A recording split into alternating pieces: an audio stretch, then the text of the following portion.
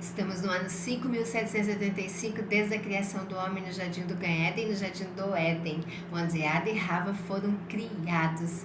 Nós temos aqui no nosso canal estudos semanais e leituras das porções diárias de Torá feitas exclusivamente para você. Que você seja ricamente abençoado. Fica conosco até o final. Se você aqui está pela primeira vez, bem-vindo aqui no nosso canal. Se você já é inscrito, também muito obrigada, meu carinho, meu abraço, olha o abraço aí, que o Eterno Criador te abençoe e te alcance aí onde você estiver, que Ele te agracie de ricas bênçãos. Estamos aí quase no finalzinho da nossa semana, nosso dia sagrado aí se aproximando, que delícia, né? Que bom, hoje nós estamos no 6º dia desta semana tão abençoada que ela foi. Declaramos sobre a nossa vida as bênçãos do Eterno Criador, porque todos os dias nós estamos sendo alimentados aqui pela sua palavra. Então fica comigo até o final deste vídeo. Eu, Nara Chaves, no Torá e Prosa. Nós estamos aqui na 18ª Parashá Mishpatim, Julgamentos, né, onde nós temos aprendido grandes lições e o valor que o Eterno dá à vida de um ser humano. Se ele está, mesmo não importa o erro que ele tenha cometido, o desejo do Eterno é que a gente se arrependa e se chegue à sua presença. Ele nos dá a chance, a oportunidade, as possibilidades para a minha vida se regenerar e então servi-lo com todo o meu coração. Nós estamos aqui, punição por assassinato, compensação por ferir uma pessoa e restituição da propriedade roubada, né? Então nós temos essa instrução aqui na 6ª porção da leitura da Parashá Mishpatim, o assassinato premeditado. Nós aprendemos de ontem, né, na porção da leitura de ontem, a morte não intencional. É aquela que eu não tinha intenção, mas ela acabou acontecendo. E nós temos aquele assassinato premeditado, um homem que deliberadamente mata o outro na presença de testemunhas e após ter sido advertido sobre a proibição da Torá de cometer assassinato, ele é passível de pena capital pelo tribunal. A proibição de um judeu ferir os pais e maldizê-los. Um rapaz acima de 13 anos ou uma moça acima de 12 que desfere um golpe em um de seus pais, causando um ferimento que sangre, é passível de pena capital, contando que a criança tenha sido advertida e 2 testemunhas tenham presenciado o ato. Então o Eterno nos dá um respaldo, mais ou menos, aqui na nossa compreensão humana de como nós devemos prosseguir diante de determinadas situações. Ferir deliberadamente os pais é um ápice da ingratidão com aqueles que o trouxeram a este mundo e fizeram-lhe tanta bondade. O Talmud nos relata que o grande erudito da Torá, Ravi, nunca permitiu a seu filho tirar-lhe um espinho da mão ou pé, para que o filho não provocasse sangramento no pai.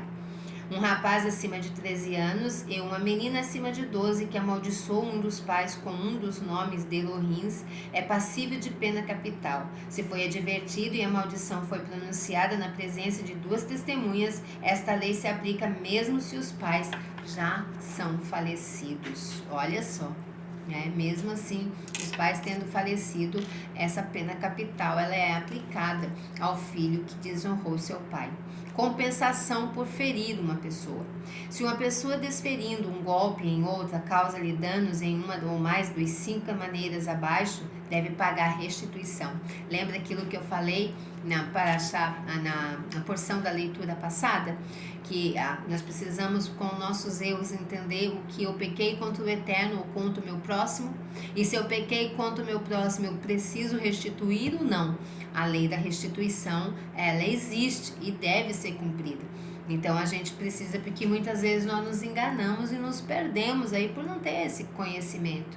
Nós saímos pedindo somente perdão a Deus. Não dizemos para o Eterno nem aquilo, o nome do pecado que nós fizemos. Simplesmente nós dizemos assim: Senhor, me perdoa os meus pecados. Quais foram os pecados? O nome deles, pecado tem nome. E se foi um pecado só com o Eterno?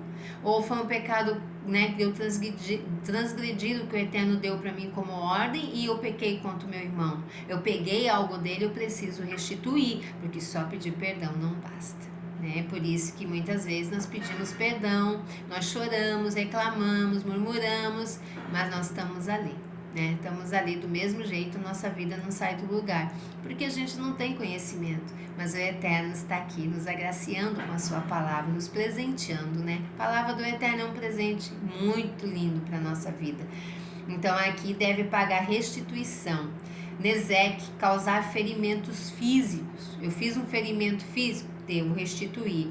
Sar, causar a dor. Reput, causar despesas médicas. Shevet, causar abstenção do trabalho. Poshet, causar humilhação. A seguir, explicações mais detalhadas sobre cada tipo de injúria. Nesek, primeiro, se o agressor causa à vítima a perda, incapacidade ou ferimento de um olho, de um dente, de uma mão, de um pé ou qualquer outro membro ou órgão, o tribunal calcula em quanto o valor deste homem será diminuído por causa da sua deficiência. Se fosse vendido como escravo, o atacante deve pagar a soma que o tribunal calculou com o valor do membro. Qual é o valor de um olho? Qual é o valor de uma mão? Será que tem valor? Mas tem as despesas médicas. Tem sim, tem muita coisa que precisa de cirurgia, de medicamentos, de atendimentos, de conduções que leve e traga a pessoa do hospital, de uma clínica. Precisamos pensar. Causei algum dano em alguém? O valor deste homem será diminuído por causa da sua deficiência. Se fosse vendido como escravo, o atacante deve pagar a soma que o tribunal calculou como o valor do membro. O valor dos membros ou órgãos não pode ser padronizados, uma vez que sua importância varia de acordo com a profissão da pessoa. Então, o valor de uma mão, por exemplo, para um é um valor, para outro é outro valor. Depende da profissão que ela exerce. Olha como é interessante a importância bem minuciosa aí. Alguém que ganha a vida através do trabalho manual e perde a mão recebe compensação maior que um intelectual que perde a mão. Tsar é o segundo. Tsar, além de compensar a vítima pelo dano sofrido através da perda, incapacidade ou ferimento de um membro, ele deve pagar por qualquer dor causada pelo acidente. A quantia do pagamento depende da gravidade da dor da pessoa. Terceiro, Ripui. O atacante é responsável pelos honorários e outras despesas médicas resultantes do ferimento daquela pessoa. A Torá afirma 21:19 de Shemot, e ele pagará as despesas do médico, de onde reduzimos a regra de que é permitido a um judeu tentar curar um doente. Então, assim, se você causou ferimento, vai lá e cura a pessoa, vai sair mais em conta para você. Quando Rabi Ismael e Rabi Akiva andavam juntos nas ruas de Jerusalém, foram abordados por um doente que lhes perguntou: os meus mestres, por favor, aconselhe-me como posso me curar? Instruíram-no sobre os medicamentos adequados a serem tomados e então questionou-os: quem me fez ficar doente? O Criador, replicaram. Se é assim, argumentou, vocês não devem intrometer-se em seus assuntos, uma vez que ele me fez adoecer por transgredir a sua vontade, tentando curar-me. Explicaram a resposta expondo uma questão. Qual é a sua profissão?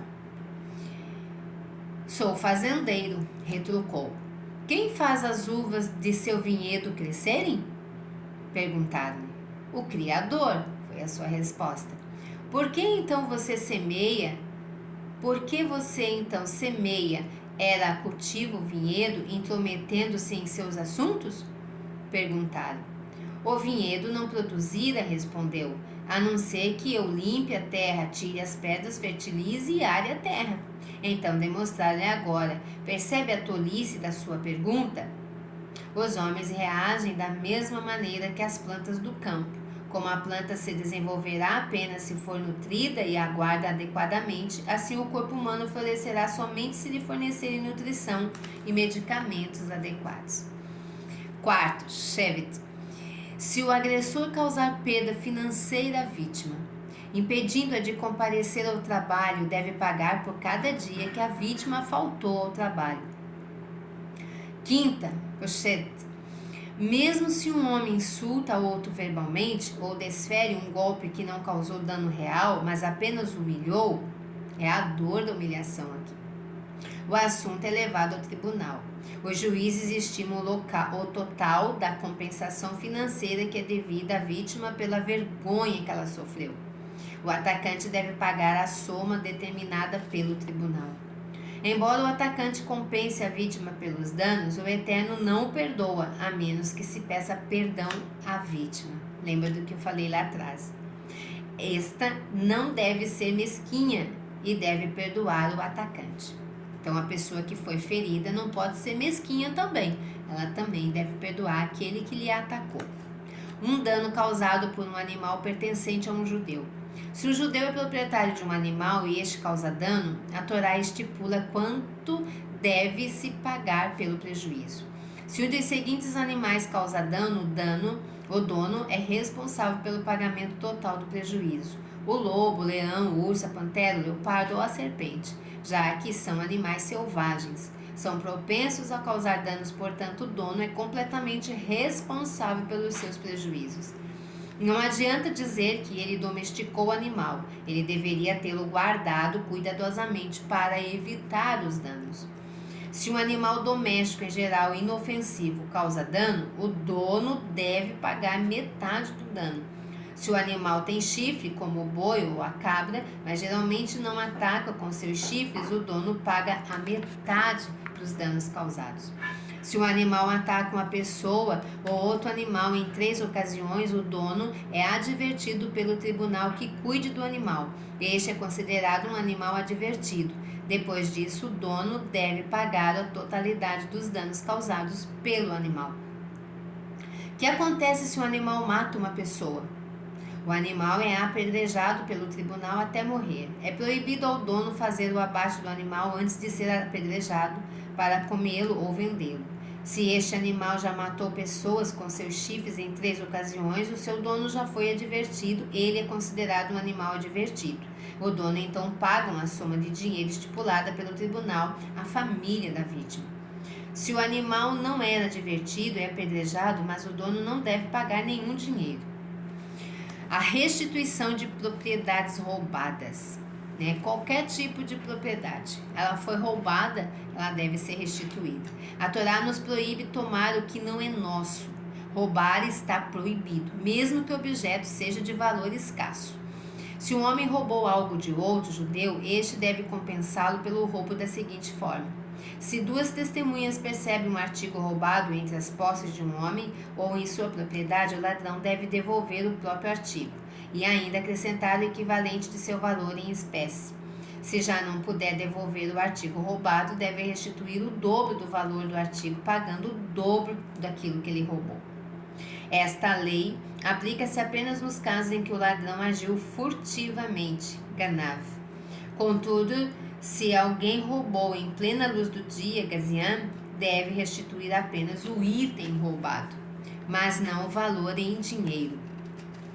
O ganav é considerado mais culpado. Se o gazaim, pois ao agir secretamente demonstrou que teme apenas as pessoas, mas não ao Todo-Poderoso.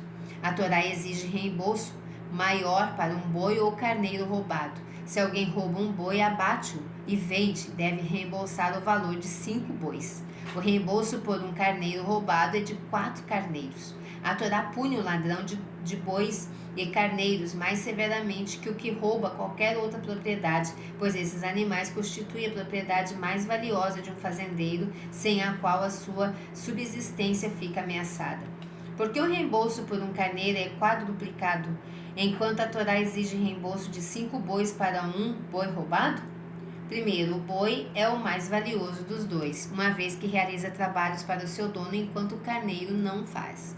Segundo, deste modo o Eterno nos ensina que ele se preocupa com a honra de cada ser humano, até com a de um ladrão.